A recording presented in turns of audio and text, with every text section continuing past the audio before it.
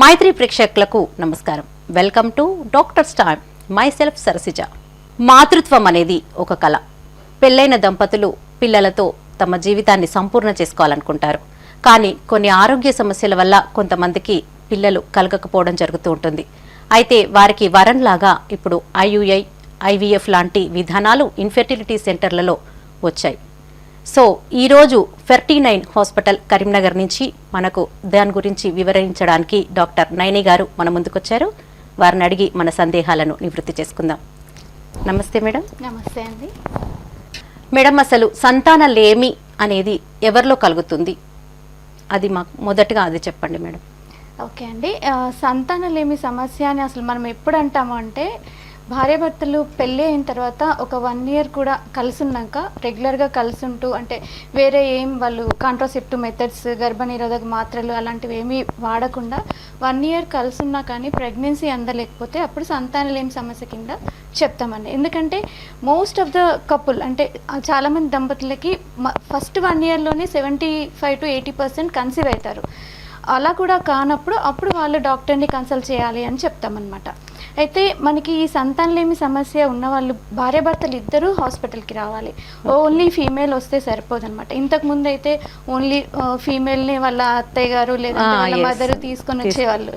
కానీ ఈ మధ్య కపుల్ ఇద్దరు కూడా వస్తున్నారు, పర్వాలేదు. ఎందుకంటే సంతానలేమి సమస్య అనేది ఫస్ట్ ఫీమేల్లో ఒక 30% రీజన్స్ ఉంటే మగవారిలో కూడా 30% వాళ్ళలో అవకాశాలు ఉంటాయి. అండ్ ఇద్దరిలో కలిపి మిక్స్డ్గా మనకి ఒక 5 to 10% ఉంటారు. ఇంకొక 25% వాళ్ళకి అసలు అన్ఎక్స్ప్లెయిన్డ్ ఇన్ఫర్టిలిటీ అంటారు. అంటే ఫీమేల్లో కూడా మనకి అన్ని పరీక్షలు చేసినా ఏ కారణమో దొరకకపోవచ్చు. అండ్ మగవారిలో కూడా వాళ్ళ వీరకణాల పరీక్ష అంతా నార్మలే ఉండొచ్చు, కానీ ప్రెగ్నెన్సీ అందదు. ఇలాంటి వాటిని అన్ఎక్స్ప్లెయిన్డ్ ఇన్ఫర్టిలిటీ అని చెప్తాం. ఓకే. ఒకప్పుడు ఇన్ ఓల్డెన్ డేస్ అసలు ఇలాంటి ప్రాబ్లం ఉంది అని ఐడెంటిఫై అయ్యే ఛాన్సే ఉండేది కాదు. ఇప్పుడు ఐడెంటిఫై అయ్యే ఛాన్సెస్ వచ్చాయి. వైద్య విధానాలు అందుబాటులో ఉన్నాయి.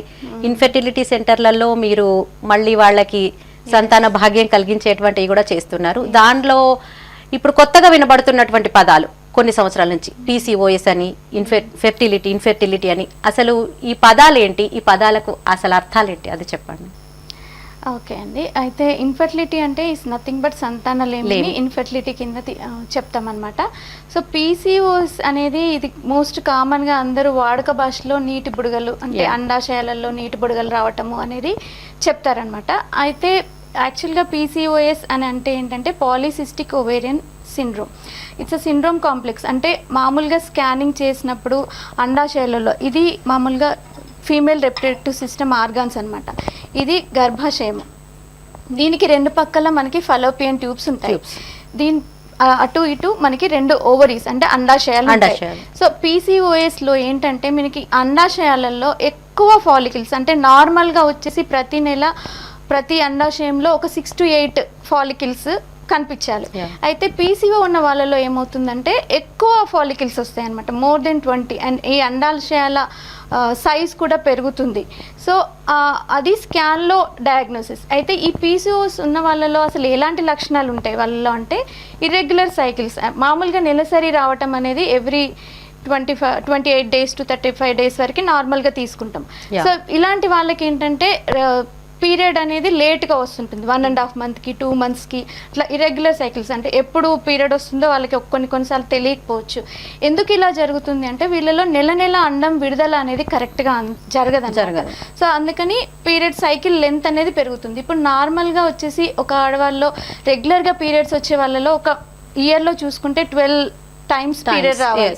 కానీ ఈ PCO ఉన్న వాళ్ళలో less than 8 times మాత్రమే పీరియడ్ వస్తుంది. సో ఇంకా ఇతరత్ర లక్షణాలు ఏముంటాయంటే, మొహం పైన మొటిమలు రావటం, అంటే హిర్సుటిజం, అంటే ఈ ఫేషియల్ హెయిర్, పై పెదవి పైన, చిన్స్ పైన హెయిర్ రావటము, బ్యాక్ పైన, చెస్ట్ పైన, థైస్ పైన ఎక్కువ హెయిర్ గ్రోత్ అవ్వడము, జుట్టు రాలిపోవటము, ఆ తర్వాత పిగ్మెంటేషన్, స్కిన్ నల్లగా అవటము, అంటే మెడ పైన, వీపు భాగంలో, బ్రెస్ట్ కింద అంతా ఎకాంతోసిస్ నైగ్రికన్స్ అని అంటారు. సో ఇలా తర్వాత వీళ్ళలో సంతానలేమి సమస్య కూడా కొంతమందిలో ఉంటుంది. అండ్ ఇలాంటి వారు ఎక్కువ లావుగా ఉండే అవకాశాలు ఉంటాయి. అధిక బరువు పెరగడం, ఒబేసిటీ, ఇలాంటి లక్షణాలన్నీ ఉండొచ్చు అనమాట. ఎందుకు ఇలా ఉంటుంది అంటే వీళ్ళలో హార్మోనల్ ఇంబ్యాలెన్స్ అనేది ఉంటుంది. అంటే మామూలుగానే ఇది కొంతమంది జీన్స్లో ఉంటుంది. ఆ జీన్స్ జెనెటిక్ ఫ్యాక్టర్స్కి ఎన్విరాన్మెంటల్ ఫ్యాక్టర్స్ కూడా తోడైనప్పుడు ఈ సమస్య బయటపడుతుంది అనమాట. సో యాక్చువల్గా మనకి నెల నెల అండం పెరగాలంటే మనకి బ్రెయిన్ నుంచి సిగ్నల్స్ అందాలి ఓవరీస్కి. సో వీళ్ళలో హార్మోనల్ ఇంబ్యాలెన్స్ వల్ల, అంటే మేల్ హార్మోన్స్ ఎక్కువైపోతాయి, ఆండ్రోజెన్స్, టెస్టోస్టెరాన్ ఇలాంటివి ఎక్కువైపోయి ఇన్సులిన్ అనే హార్మోన్ ఎక్కువైపోయి ఇన్సులిన్ రెసిస్టెన్స్ ఉంది. సో ఇలా ఇంబ్యాలెన్స్ వల్ల నెల నెల సిగ్నల్స్ అనేటివి కరెక్ట్గా అందకుండా అన్నం విడుదల అనేది లేట్ అవుతుంది. సో ఇప్పుడు మీరు ఇలాంటి లక్షణాలు అని చెప్పారు కాబట్టి ఒక చిన్న ప్రశ్న, జెనెటిక్ గా ఉంటుంది అని కూడా చెప్పారు. ఇంతే కాకుండా కొన్ని ఆరోగ్య సమస్యల్లో కొన్ని మీరు సూచించారు. అది కాకుండా ఇప్పుడు థైరాయిడ్, డయాబెటీస్ అలాంటి వాళ్ళల్లో కూడా ఇలాంటి సమస్య ఉండొచ్చండి. థైరాయిడ్ హార్మోన్ ప్రాబ్లమ్స్ ఉన్న వాళ్ళలో కూడా ఈ పీసీఓ కూడా చూస్తుంటాం. అంటే అందరికీ ఉంటుందని ఏం లేదు, కొంతమందిలో ఈ హార్మోన్ సమస్యలు ఉండవచ్చు.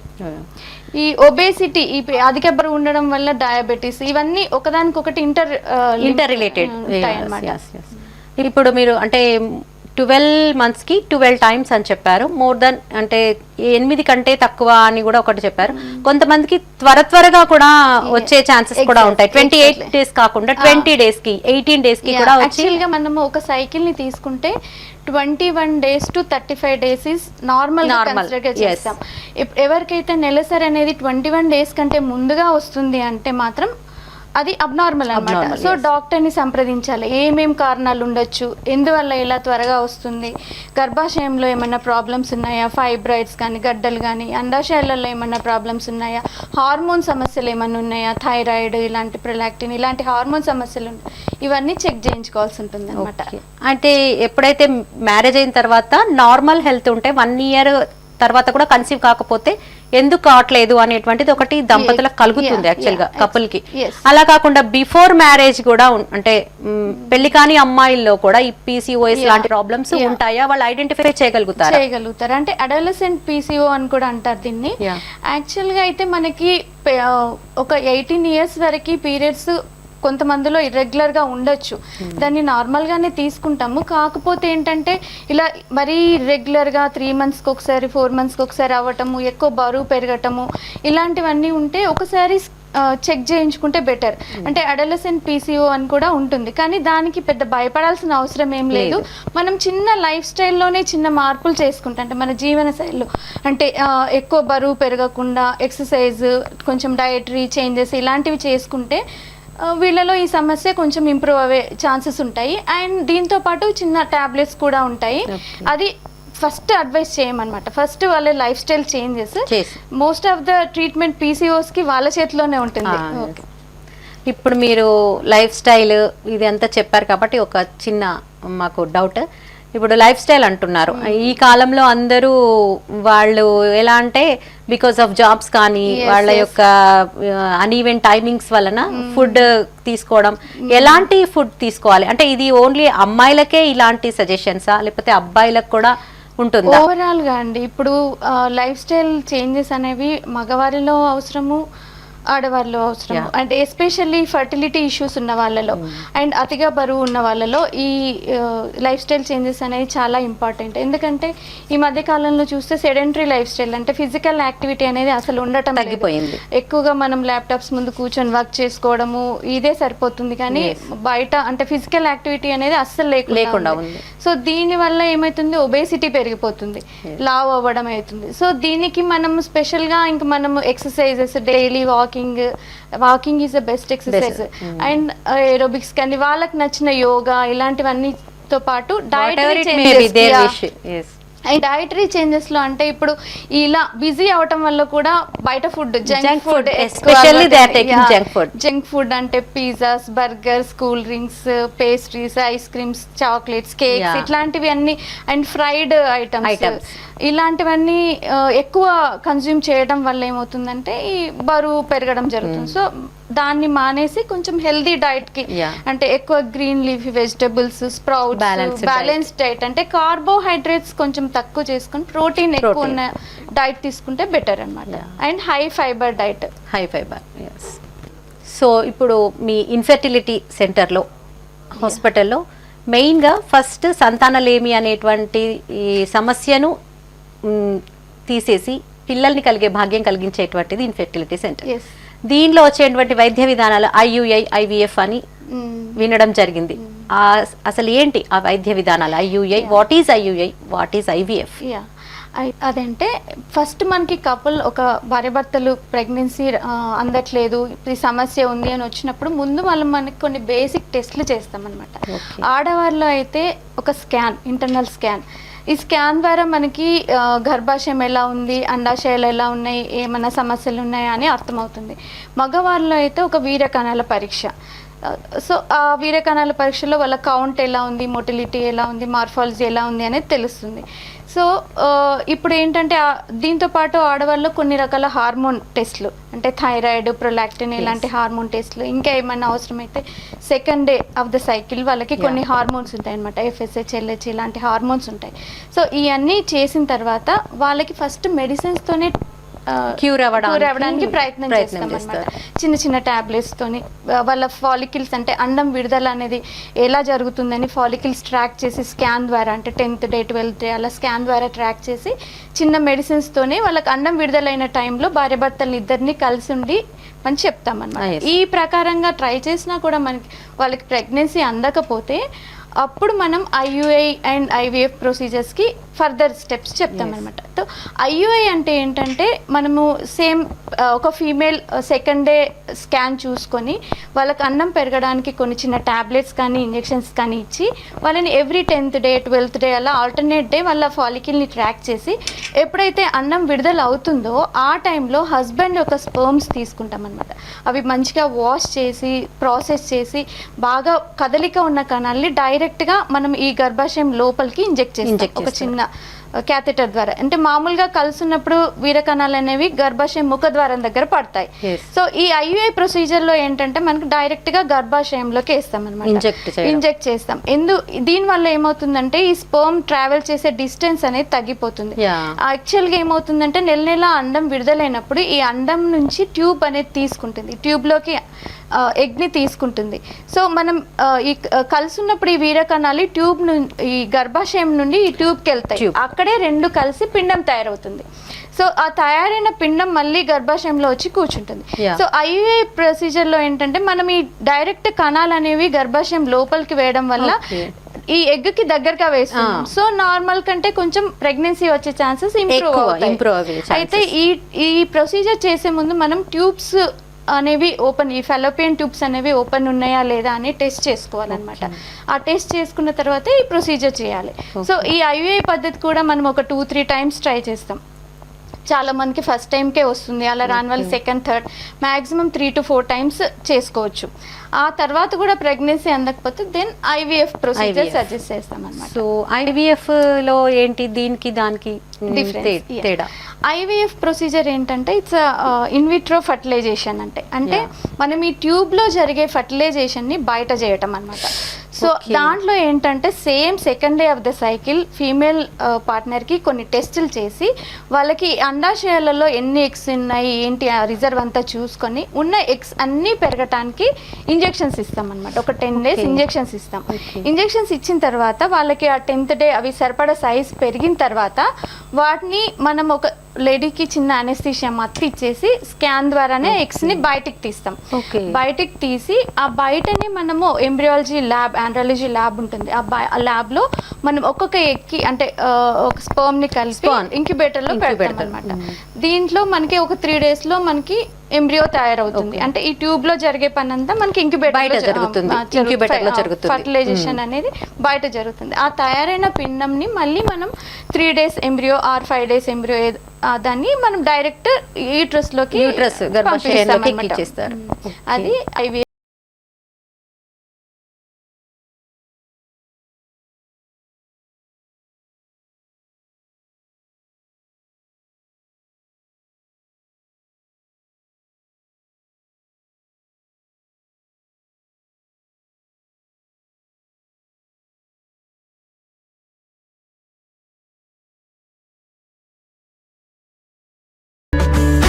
దక్షిణ భారతదేశంలో సంతానలేమి చికిత్సలో #1 ఫెర్టిలిటీ అండ్ ఆండ్రాలజీ హాస్పిటల్ గా టైమ్స్ ఆఫ్ ఇండియా నుండి అవార్డు అందుకున్నది ఫెర్టినైన్ హాస్పిటల్.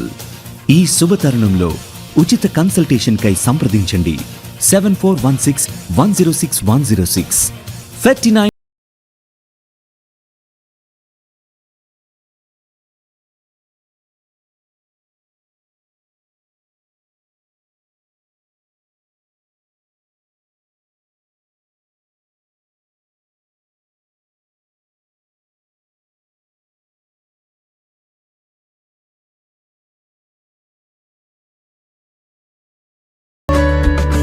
అయితే నేను కొన్ని విన్నాను, అంటే ఫస్ట్ ఇనీషియల్గా పిల్లలకి అడగట్లేదు అంటే యూట్రస్ క్లీన్ చేస్తారు అనేది కూడా ఒకటి వాడుక భాషలో అంటారు. అంటే ఏంటి అసలు?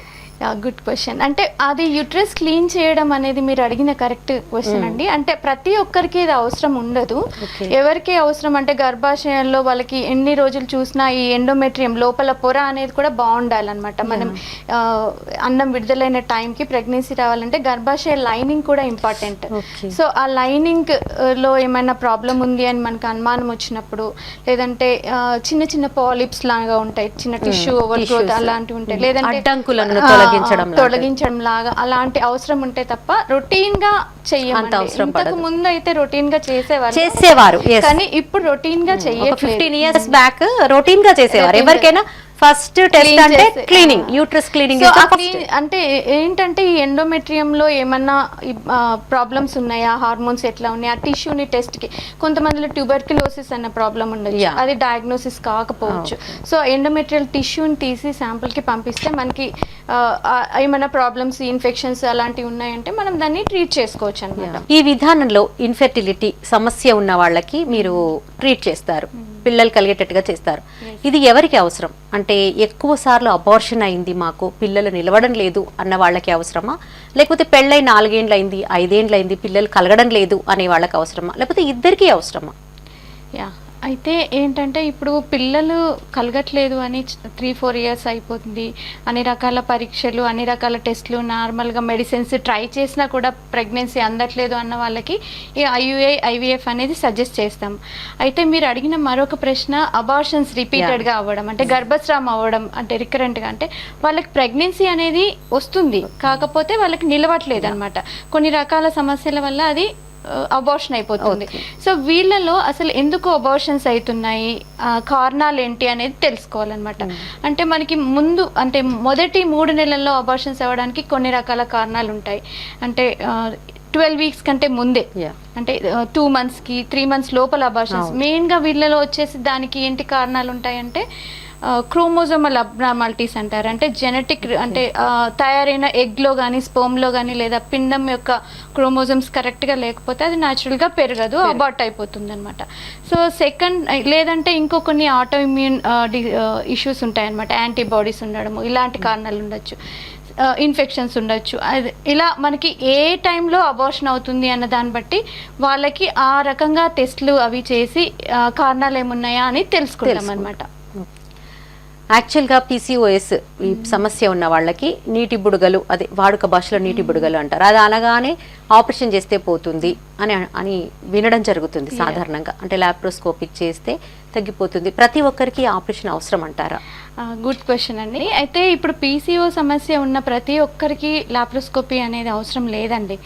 అంటే ఇంతకు ముందు PCO అనగానే లాప్రోస్కోపీ అని రెగ్యులర్గా చేసేవాళ్ళు. కాకపోతే ఏంటంటే ఎప్పుడు మనం లాప్రోస్కోపీ అడ్వైస్ చేస్తామంటే వీళ్ళలో ఫస్ట్ వాళ్ళు లైఫ్ స్టైల్ చేంజెస్తో కానీ, లేకపోతే మెడిసిన్స్ వాడినా, అంటే ఇంజెక్షన్స్ తీసుకున్న అన్నం విడుదల అనేది కరెక్ట్గా జరగట్లేదు, హార్మోన్స్ చాలా ఎక్కువ, అంటే సెకండ్ లైన్ ఆఫ్ ట్రీట్మెంట్ అనమాట లాప్రోస్కోపీ అనేది. హార్మోన్లో చాలా వేరియేషన్స్ ఉన్నాయి, హార్మోన్ లెవెల్స్ ఎక్కువ ఉన్నాయి, ఈవెన్ మనకి చిన్న పద్ధతిలో ప్రెగ్నెన్సీ అందట్లేదు అన్నప్పుడు మనం సెకండ్ లైన్గా లాప్రోస్కోపీ అనేది అడ్వైస్ చేయడం జరుగుతుంది. అయితే ఈ లాప్రోస్కోపీ ఇంకోటి ఏంటంటే మనకి ఓన్లీ PCOకే కాకుండా ఇంకా దాంట్లో మనం ట్యూబ్స్ ఓపెన్ ఉన్నాయా లేదా, ఇతరత్ర ఏం సమస్యలు ఉన్నాయా లేదా అనేది డయాగ్నోస్టిక్ లాప్రోస్కోపీ లాగా చేసుకోవాల్సి వస్తుంది.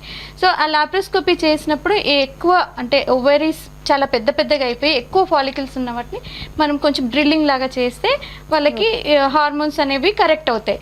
అయితే ఈ లాప్రోస్కోపీ చేసిన ప్రతి ఒక్కరిలోనూ అంటే ఆల్మోస్ట్ 50-60% వాళ్ళకి కరెక్ట్ అవుతుంది. కానీ కొంతమందిలో ఇది కొన్ని రోజుల వరకు హార్మోన్స్ కరెక్ట్ ఉంటాయి, మళ్ళీ వచ్చే ఛాన్స్ ఉంటుంది. ఇంకొంతమందిలో రెసిస్టెంట్ అంటే లాప్రోస్కోపీ చేసినా కూడా వాళ్ళకి ఆ ప్రాబ్లం అలానే కంటిన్యూ ఉండొచ్చు. సో అలాంటి వాళ్ళకి ఇంకా ఫర్దర్ IVF చేయించుకోమని చెప్తారు. ఓకే, ఇప్పుడు ఈ విధానంలో ఇప్పుడు మీరు చెప్పిన మొత్తం ఈ సమస్యలు ఉన్నవాళ్ళు ఐడెంటిఫికేషన్, ట్రీట్మెంట్ దేనికి వెళ్ళాలి, వెదర్ IUI ఆర్ IVF, ఇక్కడ వరకు వచ్చిన తర్వాత వాళ్ళు ఏదో ఒక విధానాన్ని ఎంచుకుంటారు, అక్కడి నుంచి ట్రీట్మెంట్ స్టార్ట్ అవుతుంది. ఒక్కసారి ట్రీట్మెంట్ స్టార్ట్ అయిన తర్వాత దానికి సంబంధించి వాళ్ళు తీసుకోవాల్సిన జాగ్రత్తలు, డైట్ కానీ what ever it may be, exercise కానీ, అది దానికి సంబంధించి వాళ్ళు ఎలాంటి జాగ్రత్తలు తీసుకోవాలి? అంటే నార్మల్గా ఇప్పుడు మీరు చెప్పినట్టు మెయిన్గా first of all life style changes అంటే డైటరీ హ్యాబిట్స్ చేంజ్ చేసుకోవడము, మెయిన్గా అంటే వెయిట్ తగ్గించుకోవడానికి ఎక్సర్సైజ్, వాకింగ్ అలాంటివి చేయడం, అండ్ స్ట్రెస్. ఈ వీళ్ళలో ఎక్కువ మానసిక ఒత్తిడి అనేది ఉంటుంది. సో పిల్లలు అవ్వట్లేదు అని చెప్పి ప్రతి ఒక్కరు ఎక్కడికి వెళ్ళినా అదే ప్రశ్నలు అడగటం, దానివల్ల మానసికంగా ఎంతో ఇబ్బందులకు గురవుతుంటారు. సో ఫస్ట్ ఆ స్ట్రెస్ని వదిలేయాలి. ఆ స్ట్రెస్ తగ్గించుకోవడానికి కొంచెం యోగా, మెడిటేషన్ ఇలాంటివి చేసుకోవాలి. అండ్ ఇవే కాకుండా ఇంకా మనకి డైట్లో కొన్ని చేంజెస్ చేసుకోవాలి. సో ఇవి మెయిన్గా ఇలాంటి చిన్న జాగ్రత్తలు పాటిస్తే సరిపోతుంది. ఇప్పుడు మీరు స్ట్రెస్ అన్నారని నేను ఒక క్వశ్చన్ అడగాలనుకుంటున్నాను. యాక్చువల్గా వీళ్ళకి చాలా ఏళ్ళు పిల్లలు కలగలేదు, ఒకవేళ పిల్లలు ప్రెగ్నెన్సీ వచ్చినా నిలవడం లేదు, అలాంటి ఒత్తిడిలో ఉన్న వాళ్ళు మీ దగ్గరకు వస్తారు. సో ఈ వైద్య విధానాన్ని మీరు వాళ్ళకు డీటెయిల్డ్గా ఎక్స్ప్లెయిన్ చేస్తారు. దీనిలో సక్సెస్ రేట్ ఎంత ఉంటుందంటారు? సక్సెస్ రేట్ అనేది వాళ్ళ మెయిన్గా కొన్ని ఫ్యాక్టర్స్ పైన డిపెండ్ అయి ఉంటుందండి. మెయిన్గా ఫీమేల్స్ ఏజ్ అనేది చాలా ఇంపార్టెంట్. అంటే ఈ మధ్య కాలంలో అందరూ లేట్గా మ్యారేజ్ చేసుకోవడము, అండ్ ఈవెన్ మ్యారేజ్ అయిన తర్వాత కూడా ప్రెగ్నెన్సీని పోస్ట్పోన్ చేసుకోవడము, ఇలాంటి వాటి వల్ల ఏమవుతుందంటే వాళ్ళ ఇప్పుడు ఫర్టిలిటీ పొటెన్షియల్ అనేది ఎక్కువ ఫర్టైల్ పీరియడ్ అనేది 21 నుంచి 27 ఇయర్స్ వరకు మంచి ప్రెగ్నెన్సీ వచ్చే ఛాన్సెస్ ఎక్కువ ఉంటాయి అన్నమాట. మోస్ట్ ఫర్టైల్ పీరియడ్ అన్నట్టు అది. సో ఈ పీరియడ్ని ఇప్పుడు 30 ఇయర్స్ కానీ మ్యారేజ్ అవ్వట్లేదు, అండ్ ఫస్ట్ ప్రెగ్నెన్సీ వచ్చేసరికి 30 ఇయర్స్ క్రాస్ అయిపోతున్నాయి. సో దీనివల్ల ఈ మోస్ట్ ఇంపార్టెంట్ ఫర్టైల్ పీరియడ్ని వాళ్ళు మిస్ అవుతున్నారు. సో ఈ ఏజ్ ఎక్కువ అయినా కొద్దీ ఏమవుతుందంటే ఫీమేల్స్లో ఎగ్ రిజర్వ్ అనేది తగ్గిపోతూ ఉంటుంది. సో దానివల్ల ఈ సక్సెస్ రేట్ అనేది మెయిన్గా ఫీమేల్ ఏజ్ అంటే 35 ఇయర్స్ క్రాస్ అయిన తర్వాత వాళ్ళకి సక్సెస్ రేట్ తక్కువ ఉంటుంది కంపారిటివ్లీ 35 ఇయర్స్ బిలో ఉన్న వాళ్ళతో కంపేర్ చేస్తే. ఇంకా వాళ్ళ ఏం కారణాలు ఉన్నాయి అనే దాన్ని బట్టి, అంటే ప్రెగ్నెన్సీకి సంబంధించి ఇప్పుడు వీరకణాల సమస్య ఉన్న వాళ్ళలో వాళ్ళ డిపెండింగ్ ఆన్ ద రీజన్ అంటే ఫర్ ఇన్ఫర్టిలిటీ అన్నట్టు. ఇప్పుడు వీళ్ళు అంటే ఈ వైద్య విధానం అనేది సక్సెస్ రేట్ అనేది వాళ్ళ యొక్క బాడీ నేచర్ని బట్టి ఉండొచ్చు, ఏజ్ని బట్టి ఉండొచ్చు అని చెప్తున్నారు. అసలు వీళ్ళు వచ్చినప్పుడు ఈ వైద్య విధానానికి అయ్యే ఖర్చు గురించి కూడా ఆలోచిస్తారు. అంటే మీ దగ్గరకు వచ్చే వాళ్ళను హౌ యూ కన్విన్స్? అంటే ఇప్పుడు చిన్న పద్ధతులు అంటే ఇమీడియట్గా వాళ్ళు రాగానే ప్రతి ఒక్కరికి IVF టెస్ట్ బేబీ అవసరం ఉండకపోవచ్చు. చాలామంది చిన్న మెడిసిన్స్తోనే కన్సీవ్ అయిపోతారు. కాకపోతే కొంతమందిలో అలా కాని వాళ్ళకి IUI పద్ధతి సజెస్ట్ చేస్తాం. IUI పద్ధతికి ఎక్కువ ఖర్చు ఏమి ఉండదు, చిన్న కణాలు వేయించుకోవడం. It's a cost effective procedure and most of the couple will conceive with IUI. ఎవరైతే ఈ చిన్న మందులతోనూ IUIతోనూ అవ్వదో వాళ్ళకి టెస్ట్ బేబీ సజెస్ట్ చేస్తాం అనమాట. సో ఈ టెస్ట్ బేబీలో కాస్ట్ అనేది ఏంటంటే మెయిన్గా వాళ్ళకి మనము ఒక లైఫ్ని మనము ఇప్పుడు బాడీలో జరిగే ఈ మన సహజంలో జరిగే మన పిండంని మనం బయట క్రియేట్ చేయాలి. అంటే ఈ ట్యూబ్లో ఉన్న ఎన్విరాన్మెంట్ని బయట క్రియేట్ చేయాలి. సో దానికి ఒక మంచి టెంపరేచర్ ఇవన్నీ మెయింటైన్ అవ్వాలన్నమాట. ఆండ్రాలజీ ల్యాబ్, ఆ ల్యాబ్లో ఆ ఇంక్యుబేటర్ టెంపరేచర్, CO2 ఇవన్నీ కండిషన్స్ మెయింటైన్ చేయడానికి కానీ, అండ్ ఇప్పుడు మనము ఆ ఎగ్స్ పెరగడానికి ఇచ్చే ఇంజెక్షన్స్కి ఆ ఇంజెక్షన్స్కి అయ్యే కాస్ట్ అనేది ఎక్కువ ఉంటుందన్నమాట. అంత ఇప్పుడు ముందుతో కంపేర్ చేస్తే ఆ ఇంజెక్షన్స్ కాస్ట్ అవన్నీ కూడా కొంచెం తగ్గాయి, పర్వాలేదు. బట్ దే విల్ కన్విన్స్ అనమాట. ఇవన్నీ ఎక్స్ప్లెయిన్ చేసినప్పుడు వాళ్ళు కన్విన్స్ అయ్యే ఛాన్స్ ఉంటుంది అంటారు. ఓకే, కన్విన్స్ అవుతారు ఇట్స్ ఓకే ప్రెగ్నెన్సీ వస్తుంది. ప్రెగ్నెన్సీ వచ్చిన తర్వాత కూడా అది up to 9 months how do they take care of their health and at the same time అది 9 months వరకు నిలుస్తుంది అని ఉంటుందా కంపల్సరీ? Yeah exactly. అంటే ఏంటంటే ఇప్పుడు వన్స్ వాళ్ళు ఒకసారి ఐవీఎఫ్లో పద్ధతిలో కన్సీవ్ అయినా న్యాచురల్గా కన్సీవ్ అయినా ఒకసారి కన్సీవ్ అయిన తర్వాత ఇట్స్ ఆల్మోస్ట్ సేమ్ అండి. ఇప్పుడు న్యాచురల్గా కన్సీవ్ అయిన వాళ్ళకి ఎలాగనో అబార్షన్స్ రేట్ ఎంత ఉంటుందో ఈవెన్ ఐవీఎఫ్ ప్రెగ్నెన్సీలో కూడా ఆల్మోస్ట్ ఈక్వల్ అలానే ఉంటుంది. కాకపోతే ఫస్ట్ 3 months అనేటివి వీళ్ళకి కొంచెం అంటే ప్రీషియస్ ప్రెగ్నెన్సీ కాబట్టి మనం ఎక్కువసార్లు చెకప్స్ చేసి ఫస్ట్ 3 months కొంచెం రెగ్యులర్ చెకప్స్, వాళ్ళకి మెడికేషన్ సపోర్ట్ అంటే పిండం పెరగడానికి అవసరమైన హార్మోనల్ సపోర్ట్ అదంతా ఇస్తాం. వన్స్ 3 months క్రాస్ అయింది అంటే it's almost equal to natural conception అనమాట. ఇకపోతే ఏమైనా కవల పిల్లలు అలాంటి ఉన్న వాళ్ళు, లేకపోతే బీపీ షుగర్ ఇట్లా హై రిస్క్ వాళ్ళకి, ఇప్పుడు ఎలాగైతే న్యాచురల్గా కన్సీవ్ అయిన వాళ్ళకి మెడికల్ ప్రాబ్లమ్స్ ఉంటే మనం ఎలా ట్రీట్ చేస్తామో ఈవెన్ ఐవీఎఫ్ ప్రెగ్నెన్సీ కూడా ఇట్స్ ఆల్మోస్ట్ సేమ్. యాక్చువల్గా ఈ ఐయుఐ ఐవీఎఫ్ విధానం ద్వారా ఒక మదర్కి ప్రెగ్నెన్సీ వస్తుంది. వచ్చిన తర్వాత అంటే ఇది నాది నార్మల్ ప్రెగ్నెన్సీ కాదు కదా, సంథింగ్ రిస్క్ అనేటువంటి ఆ మైండ్ నేచర్ అనేది ఆమె క్యారీ చేస్తూనే ఉంటుంది 9 months. తనకుండేటువంటి టెన్షన్ కానీ ఇంట్లో ఉండేటువంటి వాళ్ళ మాటలు కానీ ఏదైనా what ever it may be తన మీద ఎఫెక్ట్ అనేది పడుతుంది. మూడ్ స్వింగ్స్ అనేవి మారుతూ ఉంటాయి. దీనివల్ల లోపల ఉన్న బిడ్డకి ఏమైనా అంటే అంటే స్ట్రెస్ రిలేటెడ్ ఇండైరెక్ట్గా ఉంటుంది కానీ అంత పెద్దగా అంటే ఫస్ట్ థింగ్ వాళ్ళు ఏంటంటే ఇది వదిలేసేయాలన్నమాట. ఇది ప్రీషియస్ ఐయుఐ ప్రెగ్నెన్సీ ఇది డిఫరెంట్గా ఉంటుంది, ఐవీఎఫ్ ప్రెగ్నెన్సీ అయితే డిఫరెంట్గా ఉంటుంది అని చెప్పి ఫస్ట్ మనకి ఏ మాటల వల్ల మన మైండ్ మూడ్ స్వింగ్స్ అవుతున్నాయో దాని నుంచి ఫస్ట్ అవాయిడ్ చేయాలి, దాని కాన్వర్సేషన్ అవాయిడ్ చేయాలి. అండ్ వీళ్ళు ఇందాక చెప్పినట్టు మైండ్ అనేది అంటే మానసిక ప్రశాంతత కోసం కొన్ని అంటే yoga, meditation, even pregnancy start అయినప్పటి నుంచి వాళ్ళు అవి ప్రాక్టీస్ చేస్తే బెటర్. అంటే బ్రీతింగ్ ఎక్సర్సైజెస్, ప్రాణాయామ ఇలాంటివన్నీ చేస్తూ అంటే ఎనీ ప్రెగ్నెన్సీ ఐయుఐ అయినా ఐవీఎఫ్ అయినా it's almost same normal. Once conceive అయిన తర్వాత ఈక్వల్ రిస్క్ అండ్ కాంప్లికేషన్స్ ఉంటాయి. న్యాచురల్ ప్రెగ్నెన్సీ అయినా ఉండొచ్చు, ఐవీఎఫ్ అయినా ఐయుఐ అయినా ఉండొచ్చు. సో ఫస్ట్ ఆలోచన అనేది ఫస్ట్ మానేయాలి.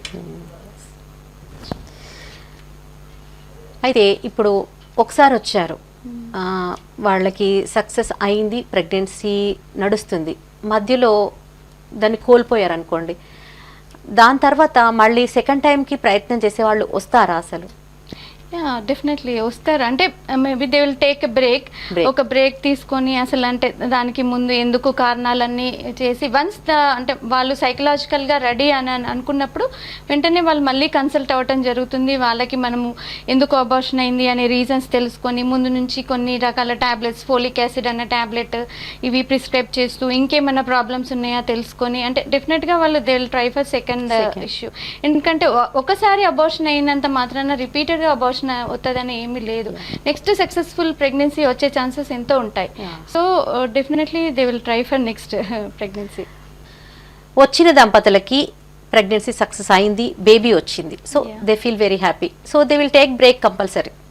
ఒక 3 years కానీ 2 years కానీ బ్రేక్ తీసుకుంటారు. తీసుకున్న తర్వాత మళ్ళీ వాళ్ళకి సెకండ్ ఇష్యూ వాళ్ళు కావాలి అనుకున్నప్పుడు మళ్ళీ ఇదే సిస్టమ్ కావాలా, లేకపోతే న్యాచురల్ ప్రెగ్నెన్సీ వస్తుందా వాళ్ళకి? గుడ్ క్వశ్చన్ అండి. అయితే ఇప్పుడు మనం ఐవీఎఫ్ ప్రాసెస్ అనేది ఏ కారణం వల్ల చేసాము అనే దానిపైన ఇది డిపెండ్ అయి ఉంటుంది. కొంతమందిలో ట్యూబ్స్ అనేవి బ్లాక్ ఉండొచ్చు, అంటే మనకి ఈ ఫలోపియన్ ట్యూబ్స్లో బ్లాక్స్ ఉంటే వాళ్ళకి న్యాచురల్గా ప్రెగ్నెన్సీ వచ్చే ఛాన్సెస్ ఉండదు. సో వాళ్ళకి మళ్ళీ ఐవీఎఫ్ఏ చేయాల్సి వస్తుంది. కానీ ఎవరికైతే అన్ఎక్స్ప్లెయిన్డ్ ఇన్ఫర్టిలిటీ అని ఇందాక మీకు ఎక్స్ప్లెయిన్ చేశాం కదా, మనకి రీజన్ ఏం తెలీదు, అన్నీ నార్మలే ఉంటాయి, కానీ ప్రెగ్నెన్సీ అందకపోతే రకరకాల మెథడ్స్ ట్రై చేసిన అందకపోతే అలాంటి వాళ్ళకి మనం ఐవీఎఫ్ సజెస్ట్ చేస్తాం. వీళ్ళకి ఐవీఎఫ్లో సక్సెస్ అనేది ఎక్కువ ఉంటుంది, కానీ నెక్స్ట్ టైము అలాంటి వాళ్ళకి న్యాచురల్గా కూడా ప్రెగ్నెన్సీ వచ్చే ఛాన్సెస్ ఉంటాయి. కంపల్సరీ మళ్ళీ ఐవీఎఫ్ఏ చేయించుకోవాలని ఏం లేదు. అంటే అన్ని నార్మల్ ఉన్న వాళ్ళకి, అన్ఎక్స్ప్లెయిన్డ్ ఇన్ఫర్టిలిటీ వాళ్ళకి మాత్రం మళ్ళీ న్యాచురల్గా ప్రెగ్నెన్సీ వచ్చే ఛాన్సెస్ ఉండొచ్చు కొంతమందిలో. ఐయుఐ కానీ ఐవీఎఫ్ అని చెప్పారు, ఐయుఐకి ఐవీఎఫ్కి తేడాలు కూడా చెప్పారు. అంటే IVF is nothing but test tube అంటారా? టెస్ట్ ట్యూబ్ బేబీ అని అనుకోవచ్చా? వాడుక భాషలో టెస్ట్ ట్యూబ్ బేబీ అంటే ఈ రెండు కాకుండా ఇంకా ఆధునికమైనటువంటి పద్ధతులు ఏమైనా ఇంట్రడ్యూస్ అయ్యాయా? అంటే చాలా ఐవీఎఫ్లోనే ఇక్సీ అనేది ఒకటి ఉంటుందండి. ఇక్సీ అంటే ఒక్కొక్క స్పర్మ్ని డైరెక్ట్గా ఎగ్లోకి ఇంజెక్ట్ చేయడం అనమాట. ఐవీఎఫ్లో ఏంటంటే ఒక 2-3 ఎగ్స్కి కొన్ని స్పర్మ్స్ వేస్తాము. న్యాచురల్గానే ఒక స్పర్మ్ ఎగ్ని సెలెక్ట్ చేసుకుంటుంది. సో ఒక 20,000 స్పర్మ్స్ని ఒక డిష్లో ఒక చిన్న దాంట్లో వేసి పెడతామన్నమాట. అది మనం ఇంక్యుబేటర్లో పెట్టినప్పుడు అది న్యాచురల్గానే ఒక స్పర్మ్ ఒక ఎగ్ని సెలెక్ట్ చేసుకొని ఫర్టిలైజ్ అవుతుంది. ఇక్సీలో ఏంటంటే డైరెక్ట్ మైక్రోస్కోప్ కింద మనము ఒక ఎగ్కి ఒక స్పర్మ్ని ఇంజెక్ట్ చేసి మనమే దాన్ని ఫర్టిలైజ్ చేస్తాం అనమాట. చేసి దాన్ని మనం ఇంక్యుబేటర్లో పెడితే అది ఎంబ్రియో తయారవుతుంది. ఇంకా దీంట్లో అంటే ఇమ్సీ అంటే మార్ఫలాజికల్లీ నార్మల్ స్పర్మ్ని సెలెక్ట్ చేయడం హై మ్యాగ్నిఫికేషన్ ద్వారా అలా ఉంటుంది. తర్వాత కొంతమంది మగవారిలో 0 కౌంట్ ఉన్న వాళ్ళలో ఇంతకుముందు అయితే డోనార్ అని చెప్పేవాళ్ళు, కానీ ఒక లాస్ట్ ఫ్యూ ఇయర్స్లో వాళ్ళలో కూడా డైరెక్ట్ టెస్టిస్ నుండే మనం స్పర్మ్స్ తీసుకోవడం అంటే స్పర్మ్ రిట్రీవల్ టెక్నిక్స్ కూడా ఇంప్రూవ్ అయ్యాయి. సో దాని ద్వారా స్పర్మ్స్ని తీసి డైరెక్ట్ టెస్టిస్ నుండే వాళ్ళకి అనెస్థీషియా ఇచ్చి స్పర్మ్స్ తీసి ఎగ్కి కలిపి పిండం తయారు చేయడము, ఇలా రకరకాల టెక్నిక్స్ ఇంప్రూవ్ అవుతూనే ఉంది. ఇప్పుడు ఐయుఐ కానీ ఐవీఎఫ్లో కానీ డోనర్ అవసరం పడదంటారు. ఐయుఐలో డోనార్ అవసరం ఎప్పుడు పడుతుంది అని అంటే హస్బెండ్ కౌంట్స్ 0 ఉన్నప్పుడు. సో వాళ్ళకి ఇప్పుడు కొంతమంది ఫైనాన్షియల్ ఇష్యూస్ వల్ల ఇలాంటి పెద్ద పెద్ద టెక్నిక్స్ చేసుకోలేకపోతే డోనార్ ఐయుఏ చేసుకోవాల్సి ఉంటుంది. కొంతమందికి ఈవెన్ స్పర్మ్ రిట్రీవల్ టెక్నిక్స్లో కూడా 0 అంటే కొన్ని జెనెటికల్గానే కొంతమందిలో ప్రాబ్లం ఉండొచ్చు, టెస్టిస్ అనేది డ్యామేజ్ అయి ఉండొచ్చు. అలాంటి వాళ్ళలో కొంతమందిలో డోనార్ అవసరం పడుతుంది. సో విన్నారు కదా, సంతానలేమి గురించి ఎలాంటి సమస్యలు ఎదుర్కోవాల్సి వస్తుంది, దానికి సలహాలు సూచనలు తీసుకోవాల్సినటువంటి జాగ్రత్తలు కానీ ట్రీట్మెంట్ గురించి కానీ డాక్టర్ నయని గారు ఎంత చక్కగా వివరించారో. Thank you so much ma'am. మా ప్రేక్షకులకి వాళ్ళకి ఉన్నటువంటి అనుమానాలను చాలా క్లియర్ చేశారు. మా స్టూడియోకి వచ్చి మమ్మల్ని కూడా ఎన్నో అనుమానాలు క్లియర్ చేసేసారు. Thank you so much ma'am. Thank you. నమస్తే.